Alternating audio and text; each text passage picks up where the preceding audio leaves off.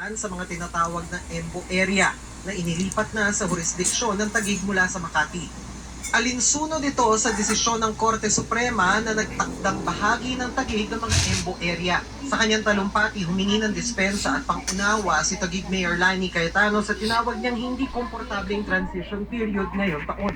Siniguro rin niyang makukuha ng mga taga-EMBO area mga benepisyo sa mga taga-Taguig. Pero baka lang daw madali ang pamamahagi ng uniforme dahil kinukuha pa raw nila ang sukat ng mga estudyante. Ang sabi pa ni Cayetano, hindi raw nakikipagtulungan sa kanila ang Makati LGU sa maayos sanang transition sa pamamahala sa mga paaralan.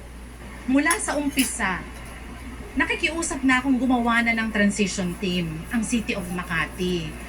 Para lahat ng mga pinoprotesta niyang mga legal, ownership ng ganito, lupa, ganito, ganyan, para lahat yon mapag-usapan na ng magkabilang kampo. Pero napapatagal kapag hindi nagko-cooperate. Sinusubukan namin makuha ang panig ng lokal na pamahalaan ng Makati ukol dito. Pero ayon naman kay Makati Administrator Claro Certeza, tinanggihan ng Taguig ang alok ni Makati Mayor Abby Binay na ituloy ang pamamahagi ng libreng uniforme, sapatos at iba pang school supplies sa mga apektadong estudyante sa mga EMBO area. Sinabi pa ni Certeza na iminungkahi ni Binay ang status quo kung saan itutuloy lang muna ng Makati ang serbisyo nito sa mga apektadong paaralan pero tinanggihan din ito ng Taguig.